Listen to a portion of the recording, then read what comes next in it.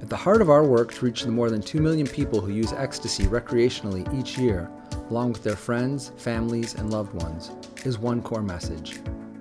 Be prepared. What you are taking may not be what you think it is, and the results may be very dire and unexpected. I'm not out here saying don't do drugs. I'm just saying choose your drugs wisely. If you don't know where it's coming from, you don't want to take a drug like that. It's just like a stage of people trying to try stuff. When we hear about something like Molly or all those types of psychedelic drugs, we hear they're life-changing type of things, they're really gonna change your perspective on things. And when we're trying to find out who we are, we're maybe our perspective isn't right, so we're maybe we'll try some Molly or something, see I don't know, maybe it'll change some things about ourselves that ends up making us happier later on in life. While the message is simple, the key is communicating in a way that's relatable to the people most likely to use. At the heart of the GPF Foundation educational initiative is a peer-to-peer approach.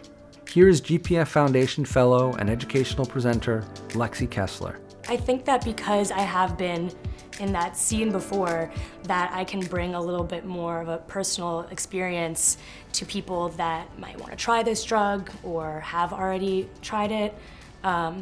It's kind of hard to listen to a lecture or someone talking to you when they don't actually understand that concept. To build upon the strength of peer-to-peer communication, the GPF Foundation educational presentations are made by our intern and fellows. This group is reaching and educating their peers to convey critical information.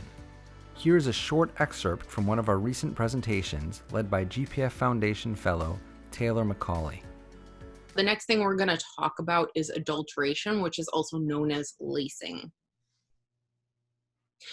So many MDMA users have unknowingly been exposed to other drugs that have been mixed into their ecstasy. Without proper testing, there's no way to tell whether you've received pure or adulterated MDMA. Molly is often marketed as pure on the streets, but it's adulterated pretty often and in some cases can be extremely dangerous. As part of our presentations, we engage participants to share with each other what they've learned. A lot of people talk about they would do Molly and they would do cocaine and they would do, caffeine. But it's kind of a different conversation when you're oh, is this meth? Is this bath salts? Is this fentanyl? Am I going to die?